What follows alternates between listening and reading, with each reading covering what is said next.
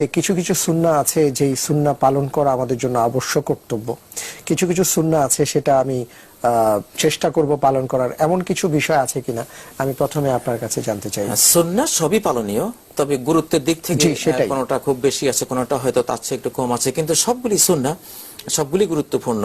মহতারাম মঞ্জুর ভাই যেটা বলেছেন যে আসলে সুন্নাহ মানেই তো হলো জীবন পদ্ধতি, পরিবার, স্ত্রীদের সাথে সদ্ব্যবহার করা। রাসূলুল্লাহ সুন্নাহ কানা আরহামান নাস বিআয়ালি, নবী সাল্লাল্লাহু আলাইহি ওয়াসাল্লাম তার পরিবার পরিজন ছেলে মেয়েদের প্রতি এত বড় রহম দিল, এত বেশি করুণা এবং দয়াদ্র ছিলেন যে পৃথিবীর ইতিহাসে এটা পাওয়া যাবে না।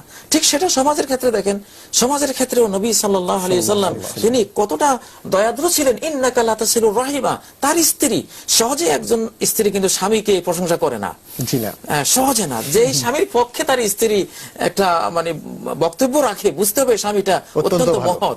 যে ইন্নাকা লা তাসিলুর রাহিমা, আপনার ব্লাড কানেক্টেড কারা কারা আছে আপনার সমাজে, প্রত্যেকের সাথে আপনার একটা সহযোগিতার যোগাযোগ আছে। কত বড় সুন্নাহ, লাইফ স্টাইল।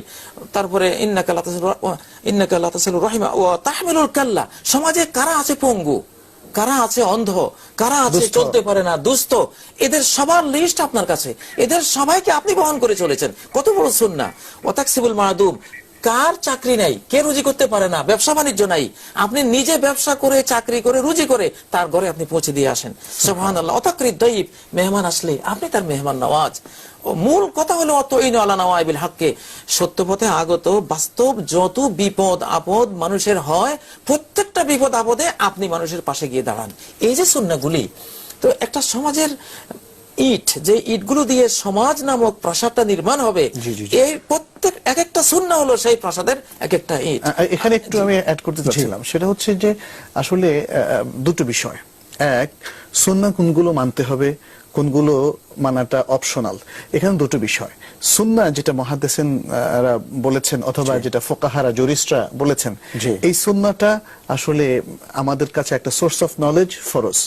কিন্তু আবার ফুকাহারা কিছু মানে হুকুমের রুলিংস এর ক্ষেত্রে তারা মতভেদ করেছেন, যেমন এটার বিধানটা কি, মানে ফরজ ওয়াজিব, কোনটাকে ফরজ ওয়াজিব সুন্নাত মুস্তাহাব যেটা বলেছেন, সেই সুন্নাহটা কিন্তু আমরা এই কমন সুন্নাহটা এক করে ফেলাটা ঠিক হবে না। মানে ফিকহার সুন্নাহ যেটা, জি ফিকহার সুন্নাহ। ফিকহ বলছে যে যেমন ধরেন আপনার ডান হাতে খাওয়াটা সুন্নাহ, তো এই সুন্নাহটা যদি কেউ কখনো ক্ষুণ্ণ করে সে কি কবিরা গুনাহগার হবে কিনা ইত্যাদি এই বিষয়গুলো। তাহলে সুন্নাহ একটা হচ্ছে লাইফস্টাইল, একটা হচ্ছে মূল সুন্নাহ, কম্প্রিহেনসিভ যে সুন্নাহ, কোরআন এবং সুন্নাহ যেভাবে আমরা বলছি সেটা মানাটা ফরজ, সেটা সামগ্রিকভাবে বলছি সুন্নাহর কথা। আর যখন বলা হয় এই আমলটাকে সুন্নাত নাকি ফরজ, মানে ফরজ ওয়াজিবের মোকাবেলায় যে সুন্নাহ বলা হয় সেটা হচ্ছে অপশনাল। সেটা হলো যেটা করলে সওয়াব আছে, না করলে গুনাহ নেই। আর ফরজ করলে সওয়াব আছে, না করলে গুনাহ আছে। জি, যেমন ধরেন ফরজ নামাজের আগে পরে যে সুন্নাতগুলো, এখানে কিছু আছে রাওয়াতিব, যদিও স্ট্রংলি রেকমেন্ডেড, বাট এগুলো যদি কেউ তরক করেন, কোন কারণে তরক করেন, তাহলে তার কোনো গুনাহ হবে না। সওয়াব থেকে বঞ্চিত হবে, অনেক বড় প্রাপ্তি থেকে বঞ্চিত হবে, কিন্তু গুনাহ হবে না। এগুলো হচ্ছে অপশনাল। অনেক ধন্যবাদ।